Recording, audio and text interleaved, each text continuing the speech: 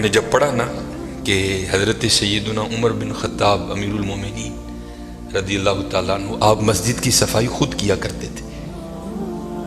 آپ مسجد کی صفائی خود کیا کرتے تھے، اس لیے حضرت اس گھر سے پیار کرو، اس گھر کی خدمت کرو، اس گھر کو سجاؤ، اس گھر کو سنوارو۔ جس کسی نے بھی اس گھر کی خدمت کی نا تو حضرت پھر وہ خالی نہیں رہا کبھی بھی۔ یہاں حضرت دنیا کے دو ٹگے کے جو چودھری ہیں ان کی کرو تو کچھ نہ کچھ مل ہی جاتا ہے حضرت، وہ یہ تو حضرت بادشاہوں کے بادشاہ کا گھر ہے حضرت، تو اس کی کرے گا تو اسے نہیں ملے گا حضرت، اسے اتنا ملے گا کہ نسلوں سے بھی ختم نہیں ہوگا۔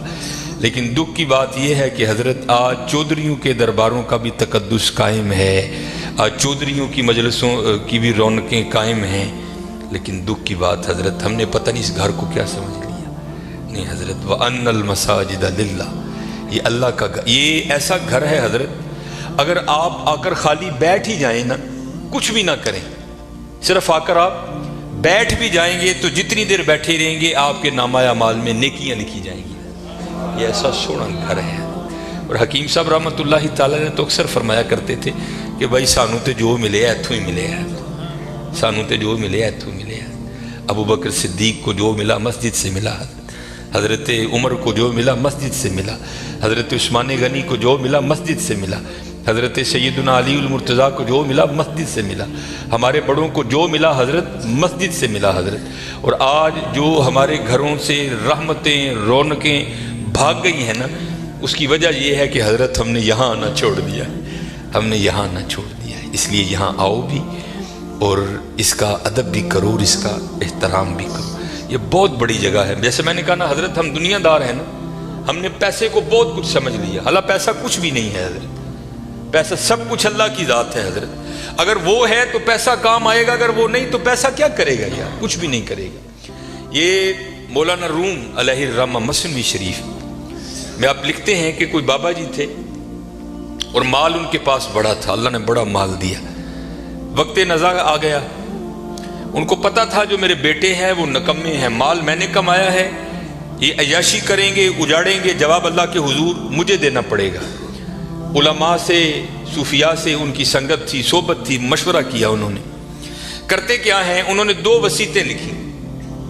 پہلی وصیت لکھ کے نا شاپر میں ڈال کر اوپر لکھتے ہیں اس وصیت کو تب پڑھا جائے جب سارے لوگ میرا جنازہ پڑھنے کے لیے اکٹھے ہو جائیں۔ ایک اور وصیت لکھی، اسے شاپر میں ڈالا، لفافے کو بند کیا اور اس کے اوپر لکھا اس وصیت کو تب پڑھا جائے جب میرا جنازہ پڑھ دیا جائے۔ اب چودھری تھا،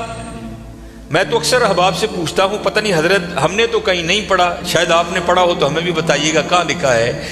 کہ امیر کے جنازے میں زیادہ ثواب ہے، غریب کے نہیں ہوتا، غریب کے جنازے میں آتا ہی کوئی نہیں حضرت، پاس سے بھی گزرے گا اپنی دکان پر بیٹھے رہیں گے، غریب کے جنازے پہ کوئی بھی نہیں جائے گا حضرت۔ اور اگر جنازہ ہو کسی امیر آدمی کا، ہمیں اطلاع کسی بھی راہ صلاح سے مل جائے ہم ضرور پہنچیں گے حضرت۔ اور یہ میں نے اب دیکھا ہے حضرت، پہلے جنازے پہ کون ملا کرتا تھا کسی سے، اب جناب جنازے پہ بھی لوگ ایسے ملتے ہیں جیسے شادیوں پر ملا جاتا تھا۔ اور اس کا مقصد کیا ہوتا ہے، پاجی دھیان رکھیو میں بھی آیا جی تے جے کل کو میرا مر گیا تے تسی بھی آنا جی۔ عجیب رنگ لگ گیا یار، آدھا گھنٹہ پونا گھنٹا لوگ حضرت بڑے وہاں کھڑے ہو کر ایک دوسرے کو ملتے رہتے ہیں۔ لوگ جنازہ پڑھنے کے لیے آ گئے، امام صاحب بھی کھڑے ہوئے، آپ نے لوگوں کو نیت بتائی تو جو بابے کا بڑا بیٹا تھا نا وہ کہتا ہے مولوی صاحب ابا جی اور نے 2 وصیتاں کیتیاں نے، پہلی وصیت پر انہوں نے لکھا ہے اس وصیت کو تب کھول کے پڑھا جائے جب سارے لوگ میرا جنازہ پڑھنے کے لیے آ جائیں۔ اب سارے لوگ آ گئے ہیں، قطاریں بن گئی ہیں، صفیں بن گئی ہیں، تو آپ یہ وصیت پڑھیں۔ یہ مولانا روم لکھ رہے ہیں، سن 700 ہجری میں مثنوی شریف آپ نے تصنیف کی، اس میں لکھتے ہیں کہ جب وہ وصیت کو پڑھا نا علامہ صاحب نے تو بابا جی لکھتے کیا ہیں، جو لوگ بھی میرا جنازہ پڑھنے کے لیے آ جائیں اور آ کر بھی نہ پڑھیں میرے سارے پیسے ان میں بانٹ دیے جائیں۔ اب جب یہ اعلان ہوا نا تو تھے تو ہم جیسے ہی سارے، انہوں نے کہا جنازہ فرض کفایہ، چند احباب بھی پڑھ لیں گے، سب کا ہو گیا، چلو اگر ثواب کی بات ہے کسی اور کا پڑھ کے لے لیں گے، یہاں نقد پیسے مل رہے ہیں۔ ایک نکلا، دوسرا نکلا، تیسرا نکلا، یہاں تک کہ مولانا روم فرماتے ہیں کہ